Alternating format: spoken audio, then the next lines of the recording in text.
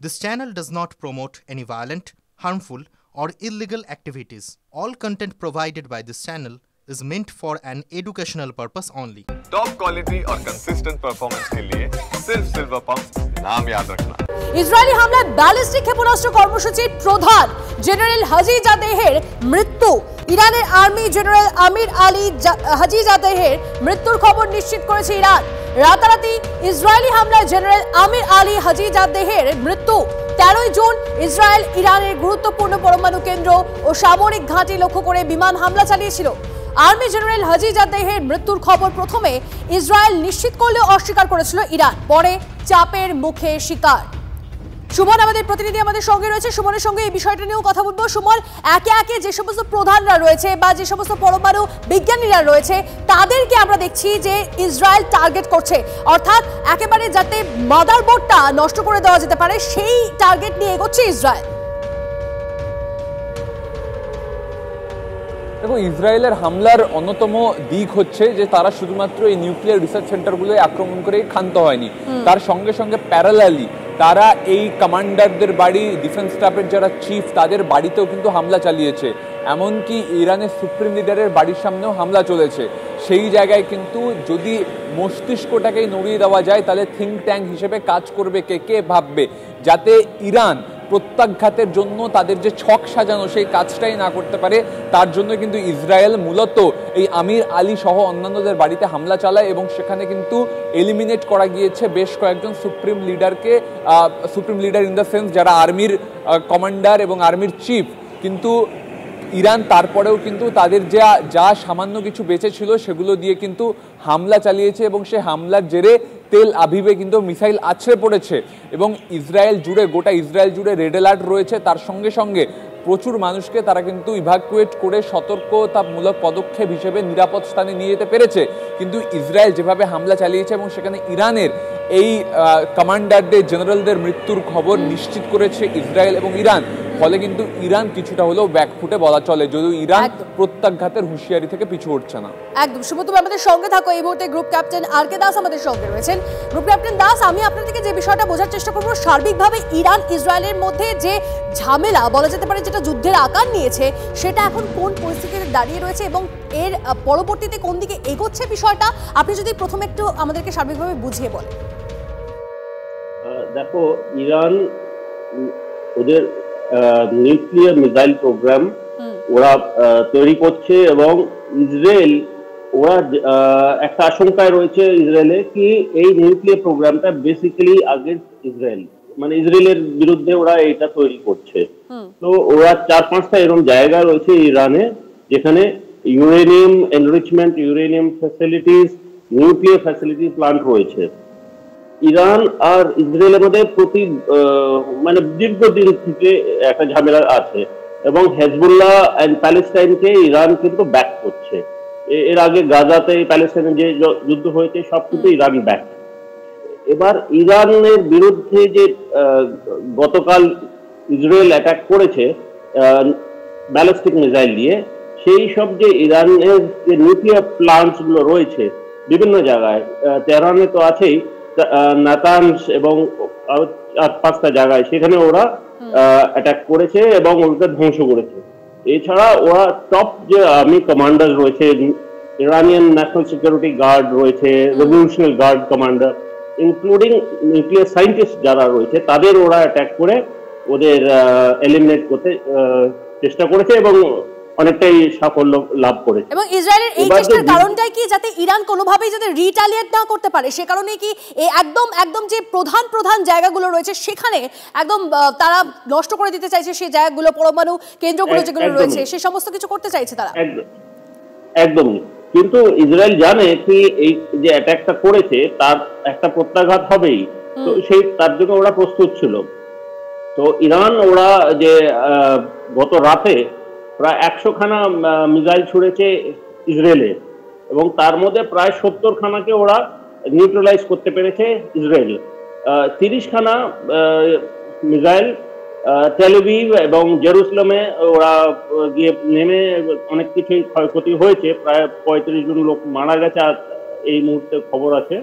তো এই যে এখন যুদ্ধটা এক যুদ্ধের মতন একটা প্রস্তুতি হয়েছে, এটা কিন্তু দীর্ঘদিন চলবে এবং এটাতে ওয়ার্ল্ডের অনেক দেশই এটা মধ্যে ইনভলভ হয়ে যাবে এবং এটার মধ্যে ইন্ডিয়ার জন্য যে মেন বিষয়টা রয়েছে যে ইন্ডিয়ান সিভিল এভিয়েশন খুব আক্রান্ত হয়ে যাবে, কারণ কি ইউরোপের যে কটা ফ্লাইট রয়েছে সবকিছু কিন্তু এখন ঘুরে যেতে হবে।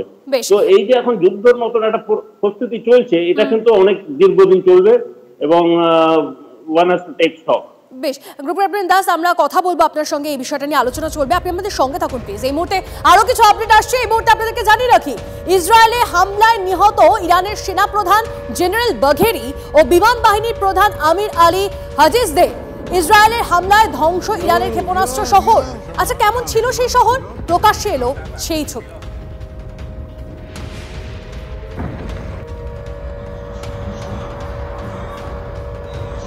Himalaya.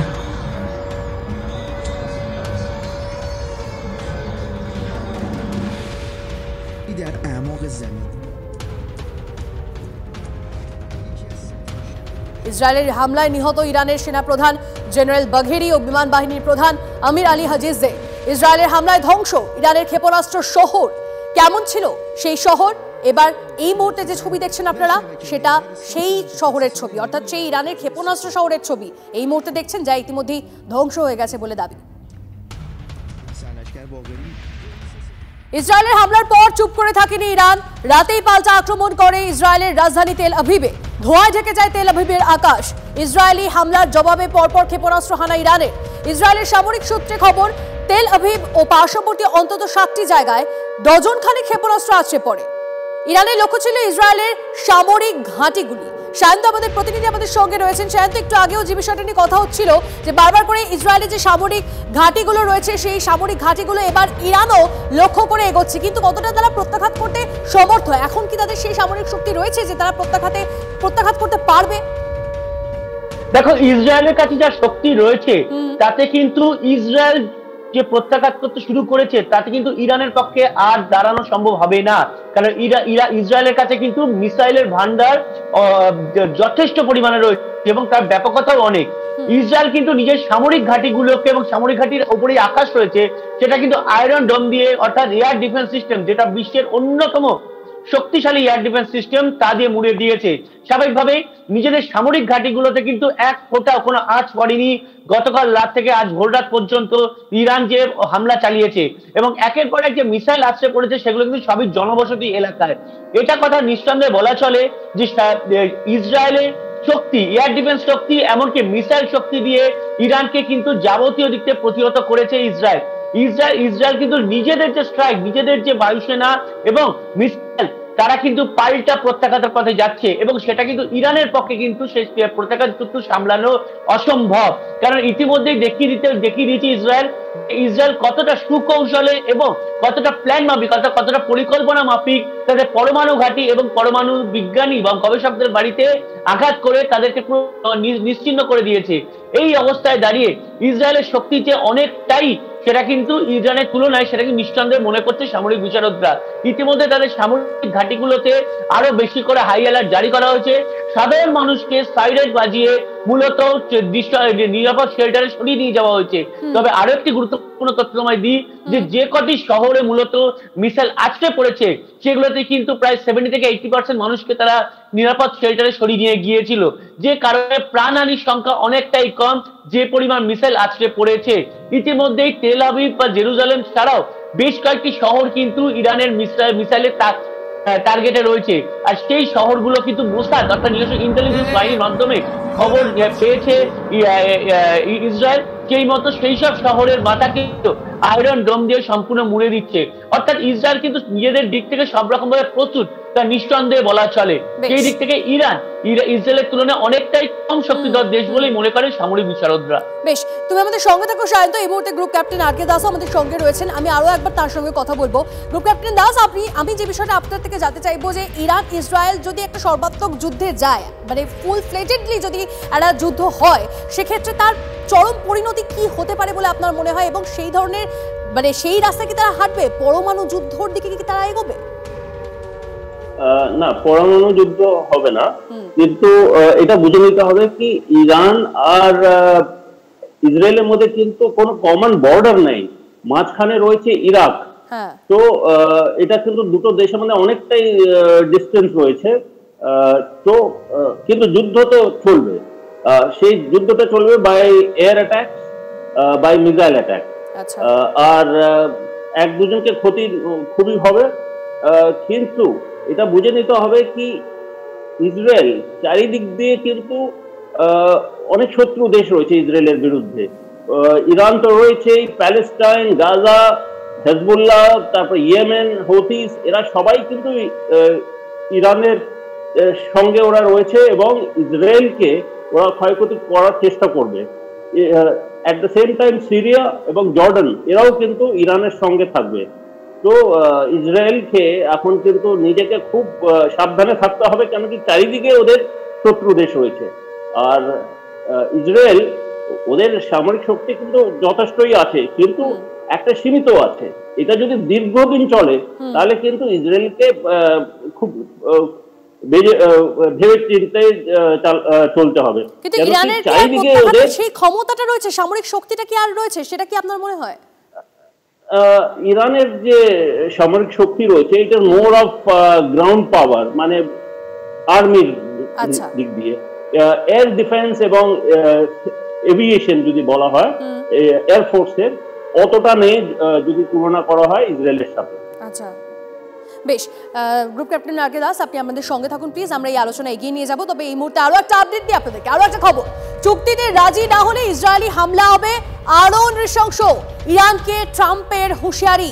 ইসরায়েলকে সমর্থন করে ইরানকে ফের সমঝে যাওয়ার বার্তা ট্রাম্পের। রবিবার ওমানে ইরান এবং আমেরিকার প্রতিনিধির মধ্যে পরমাণু চুক্তি নিয়ে আলোচনা হওয়ার কথা। সেই বৈঠক কি ইসরায়েলের এই হামলার পরেও আদৌ হবে? ট্রাম্প জানিয়েছেন তিনি আশাবাদী। কথা বলবো, গ্রুপ ক্যাপ্টেন আর কে দাস আমাদের সঙ্গে রয়েছেন। আপনি শুনলেন যে চুক্তিতে রাজি না হলে ইসরায়েলি হামলা আরো নৃশংস হবে এবং ইরানকে ট্রাম্পের হুঁশিয়ারি। ইরানের পাশ থেকে একেবারে সরে দাঁড়িয়েছে মার্কিন যুক্তরাষ্ট্র। এবার তাহলে কি সম্ভব হবে ইরানের পক্ষে টিকে থাকার এই যুদ্ধে? দেখো, ইরান কিন্তু নিজস্ব ওদের একটা আলাদাই কূটনীতি রয়েছে, ডিপ্লোম্যাটিক স্ট্যান্স রয়েছে। ওদের বন্ধু দেশ হচ্ছে রাশিয়া এবং চায়না। ইরান আর আমেরিকার মধ্যে দীর্ঘদিন ধরে, দীর্ঘ বছর ধরে একটা প্রবলেম রয়েছে। আর ট্রাম্পের কথা মেনে কিন্তু ইরান চলে না, এটা আমরা আগেও দেখেছি। এখন যা হবে, ইরান কিন্তু নাচারবান্দা ওরা ছাড়বে না। ওরা এই একটা প্রত্যাঘাত এমন একটা জায়গায় নিয়ে যেতে চেষ্টা করবে যেখানে ইসরায়েলকে একটা শিক্ষা দিতে চেষ্টা করবে। কিন্তু ইসরায়েল আমরা জানি ওরা একটা মোটামুটি ভালো ওদের পাওয়ার রয়েছে, এন্ড ওদের air defence and aviation is in excellent condition. তো আমার যা মনে হয় এই ঘাত প্রত্যাঘাত অনেক দিন চলবে। আর ট্রাম্প ইরান এক্ষেত্রে কোন কোন দেশগুলোকে পাশে পেতে পারে প্রত্যাঘাতের ক্ষেত্রে? ইরানের অনেক বন্ধু দেশ রয়েছে ওখানে, প্যালেস্টাইন, গাজা তো রয়েছেই, জর্ডান, সিরিয়া এরাও রয়েছে। আর কূটনীতির দিক দিয়ে রাশিয়া এন্ড চায়না কিন্তু ইরানের মধ্যে মানে হেল্প করবে। আচ্ছা, ইসরায়েলকে কিন্তু সারপ্রাইজিংলি সৌদি আরবিয়া সাপোর্ট করবে।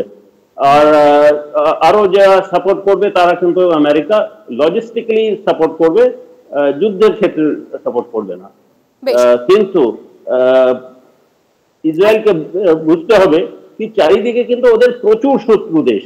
ওরা একদিক কোন দিক দিয়ে সামলাবে সেটাকেই ওদের এখন দেখে নিতে হবে এন্ড নিজেদের বাঁচাও করতে হবে। বেশ, আপনি আমাদের সঙ্গে থাকুন প্লিজ, আমরা আলোচনা করব। তবে এই মুহূর্তে আরো একটা খবর আসছে, আপনাকে জানিয়ে রাখি। আকাশপথে ইরানে হামলা, ইসরায়েলের হামলা চালিয়েই প্রধানমন্ত্রী মোদীকে ফোন ইসরায়েলের প্রধানমন্ত্রী নেতানিয়াহু। এক্স হ্যান্ডেলে একথা জানিয়েছেন নরেন্দ্র মোদী। আমি কথা বলবো, সুবল মহাপাত্র আমাদের সঙ্গে রয়েছেন। সুবল, প্রধানমন্ত্রী নরেন্দ্র মোদীকে তিনি ঠিক কি জানিয়েছেন সেটা একটু জানতে চাইবো তোমার থেকে।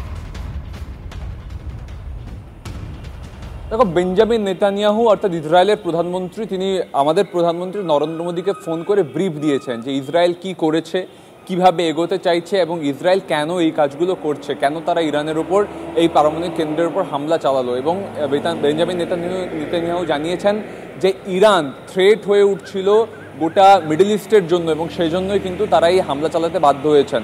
তোমাকে বলে রাখি, এই যে ইসরায়েল এবং ইরানের মধ্যে যে লড়াই হচ্ছে সেটা কিন্তু সিংহের সঙ্গে প্রতিজ্ঞার লড়াই। তার কারণ ইসরায়েল নাম দিয়েছে রাইজিং লায়ন, আর ইরান নাম দিয়েছে ট্রু প্রমিস 3। এবং সেই জায়গায় ভারতকে ইনভলভ করার অর্থ হচ্ছে, যেহেতু ভারত কিন্তু দুপক্ষেরই অ্যালায়, ভারত ইরানের সঙ্গেও সুসম্পর্ক বজায় রাখে, ইসরায়েলের সঙ্গেও সুসম্পর্ক বজায় রাখে, বরং ইসরায়েলের সঙ্গে আমাদের সম্পর্কের উন্নতি হয়েছে অপারেশন সিন্দুর এবং পরবর্তী পর্যায়ে। সেই জায়গায় দাঁড়িয়ে বেঞ্জামিন নেতানিয়াহু তিনি কিন্তু ভারতকে জানিয়েছেন, প্রধানমন্ত্রী নরেন্দ্র মোদীকে, যে ইসরায়েল ঠিক কি প্ল্যান করছে, কিভাবে তারা এক্সিকিউট করছে। অর্থাৎ কোথাও যদি ডিপ্লোম্যাটিক হেল্প লাগে তাহলে যাতে ভারত তাদের পাশে দাঁড়ায়, সেজন্যই বার্তা দেওয়া। অন্যদিকে ভারত কিন্তু দুপক্ষকেই সংযত থাকার বার্তা দিয়েছে এবং শান্তির পথে হাঁটার বার্তা দেওয়া হয়েছে বেঞ্জামিন নেতানিয়াহুকে। বেশ, সঙ্গে থাকো সুবন, আমি কথা বলবো একবার গ্রুপ ক্যাপ্টেন আর কে দাস, তিনিও রয়েছেন আমাদের সঙ্গে। গ্রুপ ক্যাপ্টেন দাস, আপনার থেকে জানতে চাইবো এই যে বিষয়টা যেটা আমি এক্ষুনি জানাচ্ছিলাম, যে আকাশপথে ইরানে হামলা, ইসরায়েলের হামলা চালিয়েই প্রধানমন্ত্রী মোদীকে ফোন ইসরায়েলের প্রধানমন্ত্রী নেতানিয়াহুর, এর নেপথ্যে স্ট্র্যাটেজিটা কি ছিল? দেখো, প্রাইম মিনিস্টার মোদি অ্যান্ড ইসরায়েলের যে হেড বেঞ্জামিন নেতানিয়াহু, ওরা কিন্তু খুব বন্ধু মানে জবের থেকে নরেন্দ্র মোদী সরকার তৈরি হয়েছে তখন থেকে কিন্তু ইন্ডিয়া আর ইসরায়েলের মধ্যে কিন্তু অনেকটাই ঘনিষ্ঠ সম্পর্ক হয়েছে।